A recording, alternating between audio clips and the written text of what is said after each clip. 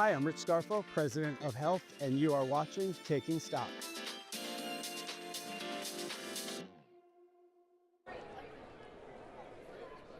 And a very happy Veterans Day, one and all, and a deep note of gratitude to all members of our armed services, past and present. And on this great Veterans Day, we celebrate down you here today and every day, but in a special way here on this Tuesday, November 11th. The team from Academy Asset Management here to celebrate the closing bell ceremonies and celebrate Veterans Day. And on this day here on Wall Street, tech shares somewhat under pressure, though we've had a pretty incredible reversal on the day. At its lows, the S&P 500 had been down earlier this afternoon, 0.3%. It is expected now to end in positive territory. One of those rare days here on Wall Street where the S&P 500 equal weight actually outperformed the broader S&P 500. We're talking a lot about AI news and the overall AI trade on the day. Shares of CoreWeave in focus. The cloud computing giant down 15% on the day after disappointing guidance. The man himself, the great Jay Woods, is on deck. He'll join us right after the bell to get his take on CoreWeave and broader price action across these markets. As if all of that weren't enough,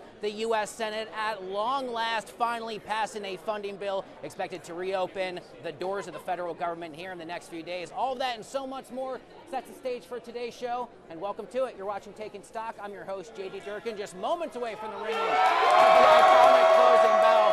You know what time that is. The team from Academy Asset Management are here. They are fired up. Time now for the closing bell.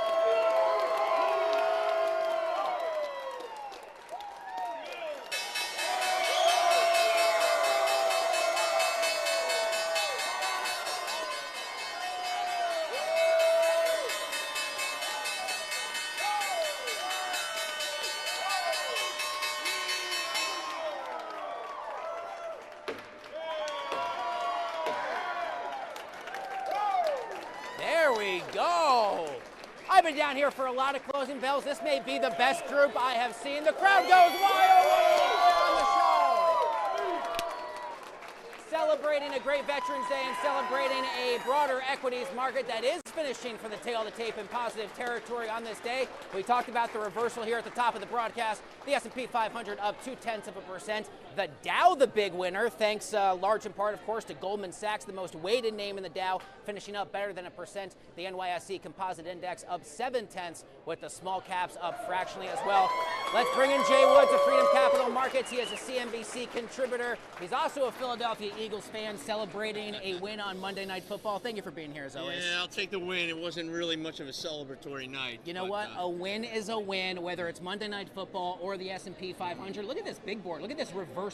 What did you see in broader price action today across the market? Yeah, staying on theme, I see a lot of Kelly green, which is a great color, as you know. But what do we see? We saw a little rotation in this market, which is actually something we complained about one of the last few times I was on the show, the breadth of the market, meaning those winners versus losers, a lot of losers. Today, what do we see? Technology, the laggard today, and the technology sector down on the day, but 9 of 11, possibly 10. I didn't get the last final votes tallied as I walked onto the set, but it looks like we had a really good day in the market, something we needed. Now that the shutdown's behind us, we can look forward to how we close out this year, so we're excited. Where are you situated on the AI trade? Cooling off a bit, catching its breath? What do you make of the kind of up and down we've had as of late? Yeah, there's a lot of people out there trying to get this AI trade to cool off a little bit, possibly for their own gain. I'm talking about Michael Burry and the Big Short. But what do we see? We've seen a tremendous run-up. It's been the story of the year, if not the last 2 years, and we're getting a cooling period. Palantir had great earnings, and what did it do? It fell on those earnings, and now it's trying to catch its breath and settle down. We're all going to talk about one stock next week incessantly. That's NVIDIA. That stock was down today about 3% on news that SoftBank, one of their leading and early investors, got out of the position. I don't think that's something to be concerned about, but it is definitely eyebrow raising. Yeah, of course. Last Friday, we retested the 50-day moving average for, I believe, the second time since April. What did you make of the retest and how markets have responded since? That's quite astute of you. That is correct. 2 times we've gotten to that 50-day moving average. In fact, this time we eclipsed it briefly on Friday, and then we closed above it. Closing price is more important than those intraday prices. that is a test technically of the strength of the market. Moving averages are used as barometers of health. You have your 50-day, which is going up, the 200-day, which is going up, and we have ridden those averages. We had talked about the 20-day for a while. So we're losing that momentum, but the longer-term chart stays intact. That's very positive as we go into year end. We had that test, a little fear, talk about AI trades deflating. They were able to catch up, and what also helped, as we saw today, Goldman Sachs leading. Yes, I own the stock, I work there, but I have to disclose these things. Sorry, JD. But we have seen other sectors start to take the lead here, and that is positive as we close out 2025. I got a lot I want to ask you about, but the Supreme Court tariff case, not something I've gotten to talk a lot about with people here on the show. Do you have a sense that has the power maybe to reset the market? They heard arguments this week. We just don't know how the justices are necessarily going to rule. That is the X factor as we close out this year going to the next year. We don't know exactly when that ruling is going to come out. I don't know how the Supreme Court, if they rushed to try to get that ruling out, if tariffs are overruled saying that they're illegal, do we have to pay them back? How do companies readjust if we do pay them back? What is the market going to do? Because now we have a new wave of uncertainty. So if something's going to derail this bull run, a negative ruling on tariffs from the Supreme Court will be that X factor. The thing is, we don't know when it's going to come out. What I read is sometime second quarter next year, so we can hypothesize all we want about what is going to derail it. I think that could be it, but we have a long way to go before that ruling comes out, and right now it's earnings. Earnings growth continues. We got a big one next week in NVIDIA. Yeah, of course, and a few other key names this week as well. Disney, Oklo, Alibaba, but of course, all eyes next week will be on NVIDIA. Do you celebrate NVIDIA earnings? You do one of like the bar game watches the way people do? I did it once. I did Tesla once back in the day. No. I mean, we'll pick a new stock to celebrate. There you go. I think we should celebrate Disney. They have mouse ears they gave out to us. There we I have go. them in my office. We can go out tomorrow and celebrate that. We'll have our own party for it tomorrow. The great Jay Woods of Freedom Capital Markets and a CNBC contributor kicking us off here on the broadcast. My man, thank you as always. Thank you. Great to have you. Josh will grab your mic. Bobby, you and I are going to head this way and go for a walk. Excuse me, one and all. Thank you very much. Bobby, we're going to start by taking a look at the semiconductor ETF XSD. It's been a while since we talked about it here on the show. Pardon me, my friend. I'm going to use this TV screen right above you. Bobby, we're going to zero in right there on that key number. That is 325. We were talking about it with Jay a moment ago. Chip stocks very much cooling in sessions. This reached as high as 358 2 weeks ago. It is down about 9% since. But this thing started the year. This number, 325, all the way down at 251. Semiconductor trade has been very strong, up more than 30% from the start of the year. Earlier today, it did trade back down to its 50-day moving average. The top 10 stocks in that ETF include Intel, Micron, and Rigetti Computing, one of those computing darlings that just reported quarterly earnings after the bell yesterday. All right, Bobby, now we're going to take a look at two NYSE notables here on the day. One a company, one an ETF, pardon me. We'll take a look at one of the strongest performing names in the S&P 500 today. That is Nike, one of the strongest consumer brands out of China's Singles Day. If you're unfamiliar with Singles Days, just envision a month-long Amazon Prime. Nike, one of the key winners in that shopping spree in China, still off its year-to-date highs by about 23%. Finally, Bobby, let's take a look at healthcare stocks on the day, up 2.3%. 7 winning sessions in a row for the healthcare sector, right back to its year-to-date highs. Why is it up so big? Eli Lilly, Johnson & Johnson, AbbVie, UNH, Merck, you name it, is up in a big way today. Still underperforming the broader market so far year-to-date, but up 18% off its year-to-date low water mark set back on May 15th. The New York Stock Exchange's very own Ashley Mastronardi recently sat down with Roger Parody of 51 Talk to talk all of the ways about how the company is tailoring educational curriculums for local markets and its keys to success. Take a look. 51 Talk launched in 2011 with a vision to transform English education in China, and now it has its sights set on the rest of the world. Here to share more is Roger Parodi, 51 Talk's head of strategy. Roger, welcome to the show. Thanks. Thanks for having me. It's great to be here. What service is 51 Talk providing, and how did it start? We were first in 2011. We focused on the China market, and we were the largest online English educator in China based on lessons taught. We reached 400 million US dollars in gross billings.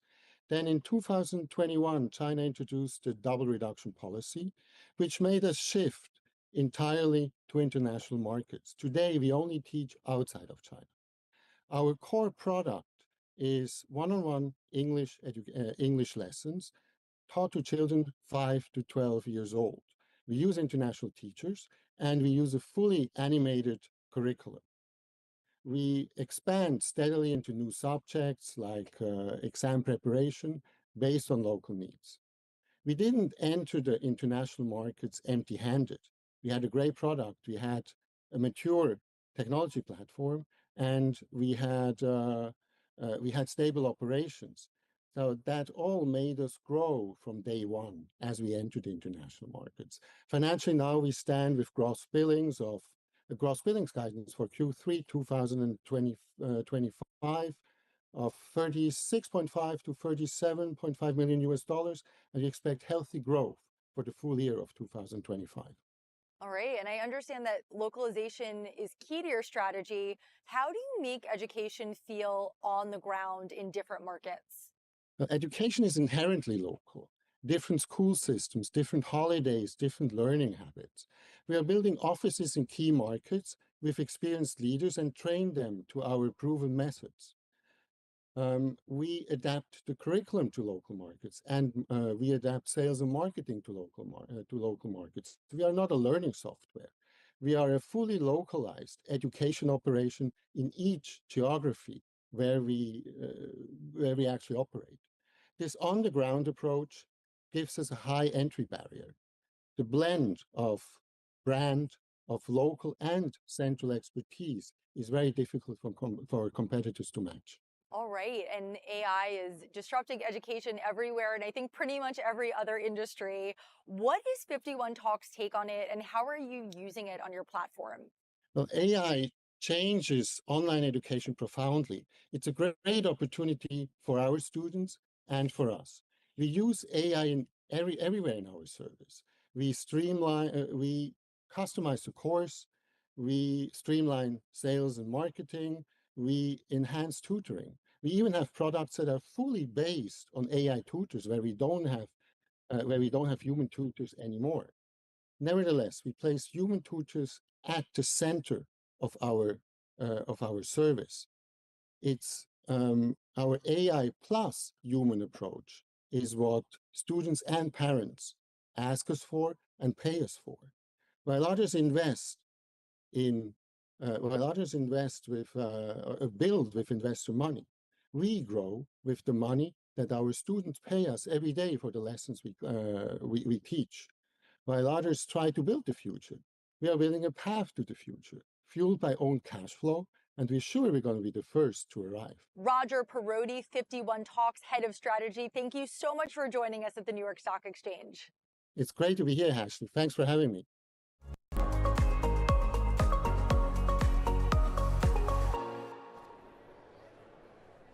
Let's do it, one and all. Welcome back to the show. You're watching Taking Stock live from the trading floor of the New York Stock Exchange. Time now for a few fintech, crypto, and artificial intelligence related headlines for your Tuesday. First up, the crypto majors, Bitcoin, ETH, Solana, all down multiple percent today in a post-rally profit-taking correction as the market continues to consolidate a bit. Next up at this hour, new financial documents show Anthropic could reach profitability by the year 2028. That would be well ahead of OpenAI to highlight sharply different strategies in the race to monetize artificial intelligence. And finally, Beijing is accusing Washington of seizing 127,000 Bitcoin from a Chinese mining pool in what it is calling a state-level hack. It's a claim that the U.S. administration denies, saying the funds were part of a criminal investigation. All right, join us now here on the show on the trading floor is Min Do. He is the COO at Animoca Brands. Very excited to have him at the New York Stock Exchange and on the show as well. Thanks for being here. Thanks for having me. So let's start first and foremost with a bit of an introduction to the work you and your team are doing at Animoca. Yeah, Animoca Brands is a broad blockchain ecosystem player.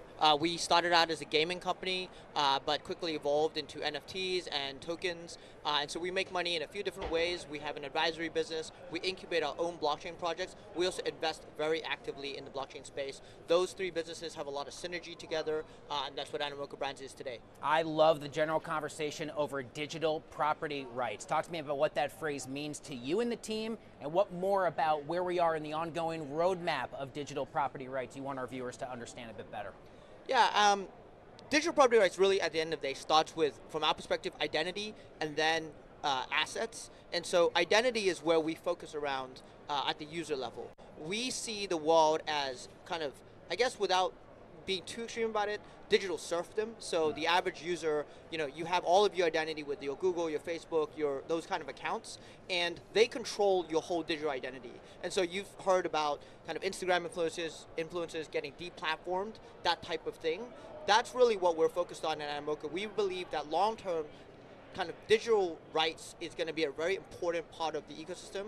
As you grow your digital footprint, your identity and your assets need to follow with you. So at some point, as blockchain reaches mainstream, our hope is that users will be able to take all of their assets and all of their identity with them wherever they go in the digital world. How is the company right now balancing building games versus investing in blockchain startups? I know that Animoca is really involved with a lot of things at the same time. How do you kind of split and prioritize what to focus on? So Animoca is still active in the gaming space. We have a subsidiary, division called Animoca Studios, where it houses all of our gaming assets. But I would say our core focus today is really on the wider blockchain ecosystem. The number one thing, as I mentioned, that we're focused on is identity. We have a project called Mochaverse. The token ticker is MOCA.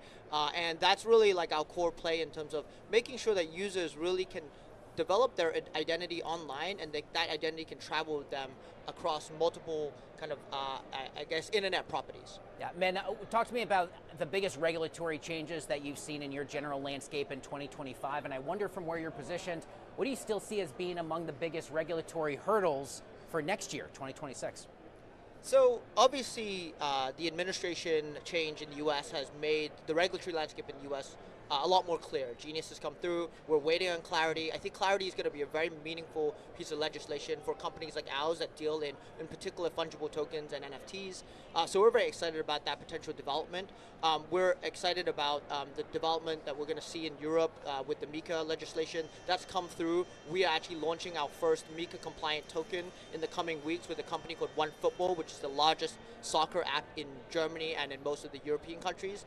So this is a real company with lots of revenue and 100 million plus users, and we're going to bring a token live with them, compliant, BaFin regulated, all of the above. So we see the regulatory landscape clearing up for cryptocurrencies and digital assets quite meaningfully obviously in the past 12 months and then going forward 12 months. And different jurisdictions in Asia are also moving quickly to try to catch up. Yeah, now that the federal government's open, maybe they can now get Clarity Act a little bit back on the table soon enough. Yeah, we hope so. We hope so. We all certainly do. Men, thanks a lot for being here. It's great to have you. You're welcome back anytime. Thank you so much. Thanks for having me. All right, folks, don't go anywhere. Much more Taking Stock is coming up here live from the New York Stock Exchange, including the latest on startups, raises, and rounds, and an interviewer with the bell-ringing team from Academy Asset Management. Don't go anywhere.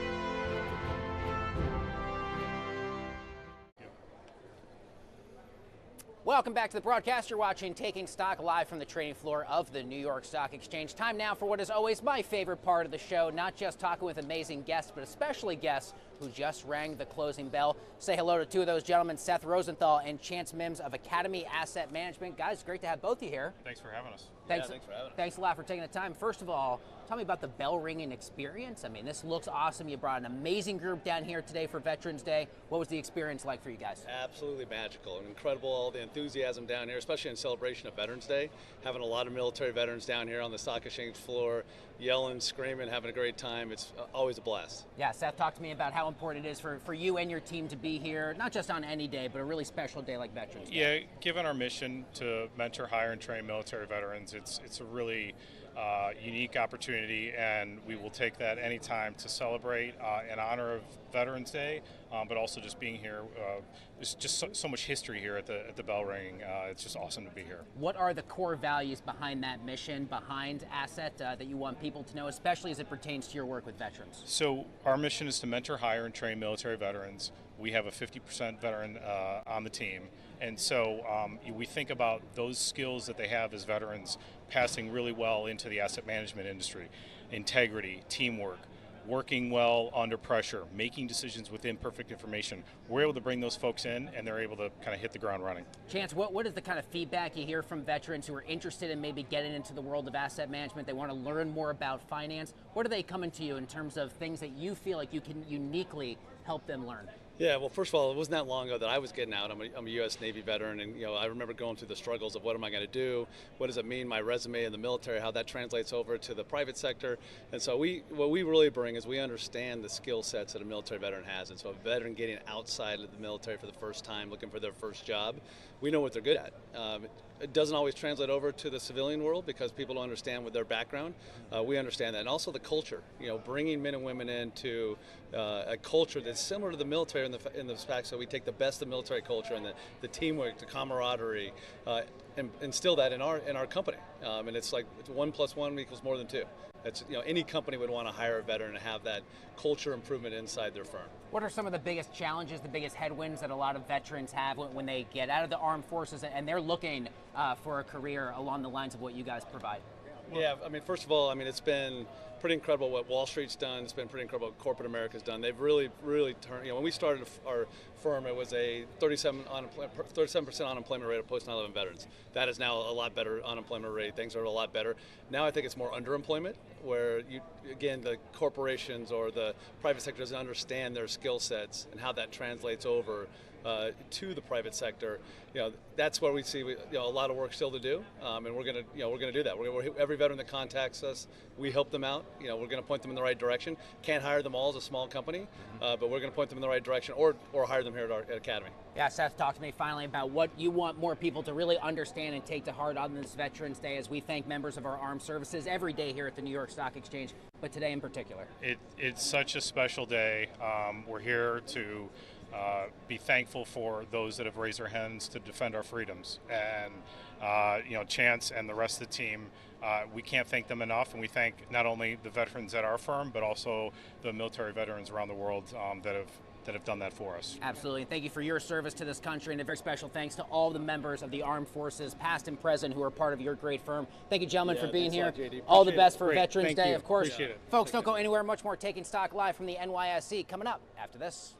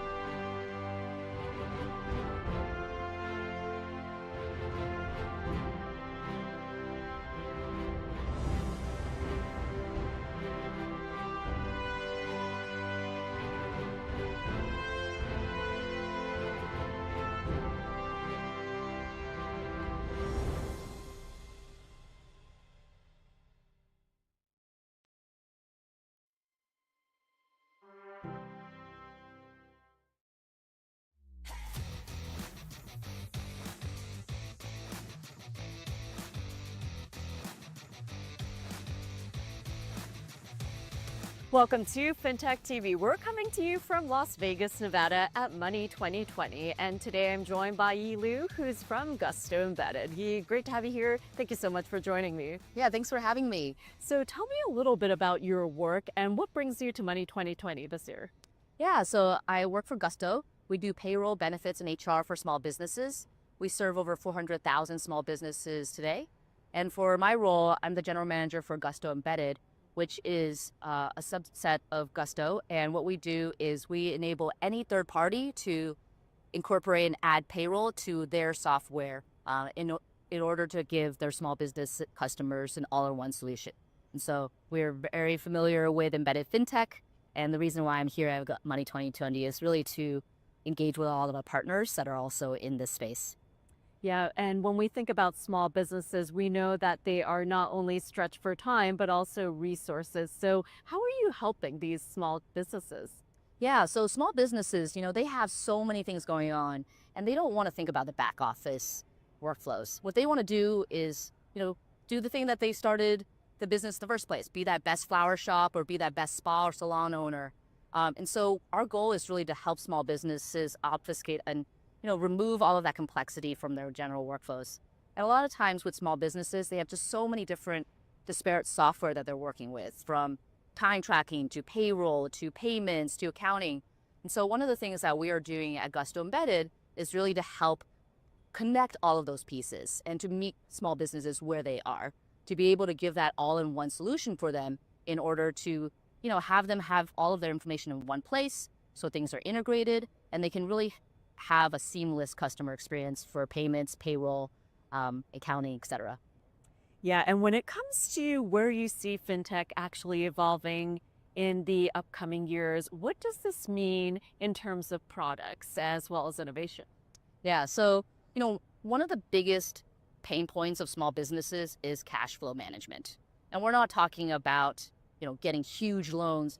The majority of small businesses out there are not AI startups trying to raise a VC fund. Yeah. And so most of the small businesses, actually 1 in 3 small businesses apply for loans, but they're not applying for those big, checks. What they're trying to do is really hold them over on the day-to-day. So from payroll, which is one of the biggest expenses of small businesses, to payments and paying their vendors.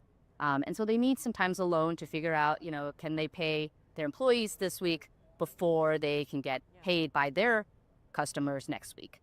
And so one of the things that we are thinking a lot about at Gusto is how do we help solve that problem of cash flow management and really help small businesses build resilience, reduce risk, and expand their operations. So a couple products that we just launched. One is Gusto Money. And so that's really to help with the cash flow management aspect of things and to help them make financial decisions better. So it includes bill pay. It also includes invoicing, which allows them to accelerate their revenue. And then lastly, we also have a payroll bridge product, which is a line of credit to help small businesses bridge that gap and manage their ups and downs. Well, Yi, great talking to you here at Money 2020 in Vegas. Thank you so much for making time, and thank you so much for sharing all of your insights with us. And thank you for having me. It's been a pleasure. My pleasure.